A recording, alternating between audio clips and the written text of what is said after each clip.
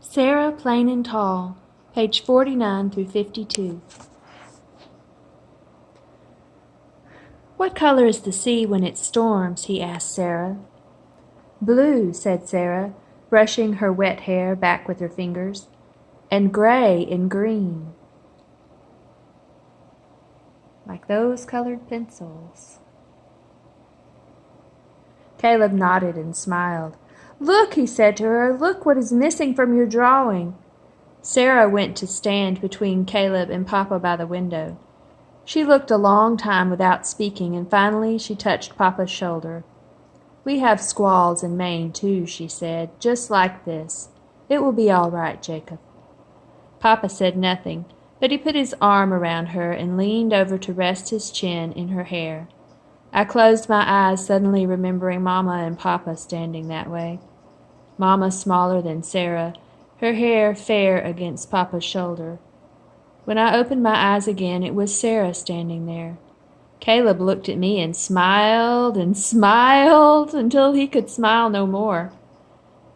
We slept in the hay all night, waking when the wind was wild, sleeping again when it was quiet, and at dawn there was the sudden sound of hail, like stones tossed against a barn. We stared out the window, watching the ice marbles bounce.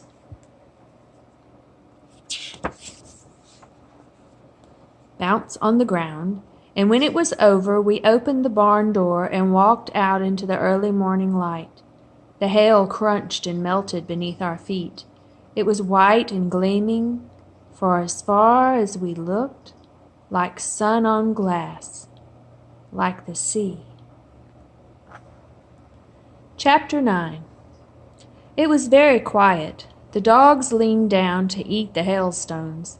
Seal stepped around them and leaped up on the fence to groom herself.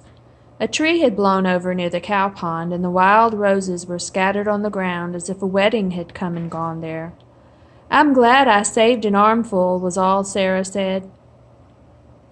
Only one field was badly damaged, and Sarah and Papa hitched up the horses and plowed and replanted during the next 2 days. The roof had held. "I told you I know about roofs," Sarah said to Papa, making him smile.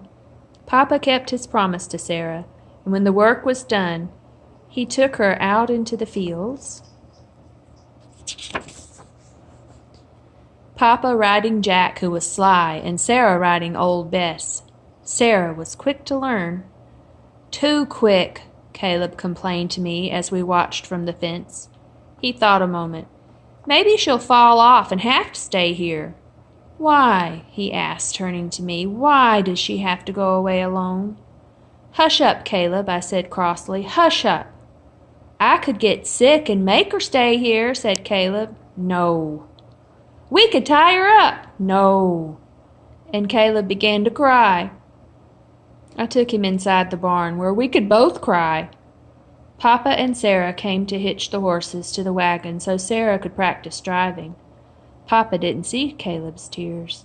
He sent him with an axe to begin chopping up the tree by the pond for firewood. I stood and watched Sarah, the reins in her hands, Papa next to her in the wagon. I could see Caleb standing by the pond, one hand shading his eyes, watching too. I went into the safe darkness of the barn then, Sarah's chickens scuttling along behind me.